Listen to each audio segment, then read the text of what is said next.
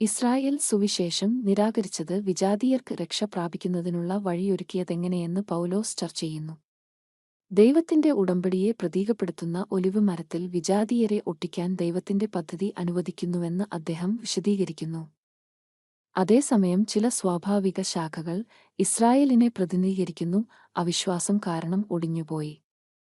വിജാതീയർ, കാട്ടു ഒലിവ് തളിർ പോലെ, ഇപ്പോൾ ഇസ്രായേലിന് നൽകിയ വാഗ്ദാനങ്ങളിൽ പങ്കാളികളാണ്. അവർ യഥാർത്ഥ ശാഖകളല്ലെങ്കിലും അഹങ്കാരികളാകരുതെന്ന് പൗലോസ് വിജാതീയർക്ക് മുന്നറിയിപ്പ് നൽകുന്നു. അവർ ദൈവവുമായുള്ള ഇസ്രായേലിന്റെ ഉടമ്പടിയായ വേരിലൂടെയാണ് അവരെ നിലനിർത്തുന്നതെന്ന് അവരെ ഓർമ്മിപ്പിക്കുന്നു. വിനയാന്വിതരായി നിലകൊള്ളാൻ അവൻ അവരെ മുന്നറിയിപ്പ് നൽകുന്നു, കാരണം അവർ അവിശ്വാസത്തിൽ വീണാൽ ദൈവത്തിന് അവരെ തകർക്കാൻ കഴിയും. യഹൂദർ വിശ്വാസത്തിലേക്ക് തിരിയുകയാണെങ്കിൽ ഇസ്രായേലിനെ വീണ്ടും ഒട്ടിക്കാൻ കഴിയും. കാരണം ദൈവം കരുണയുള്ളവനും ശക്തനുമാണ്.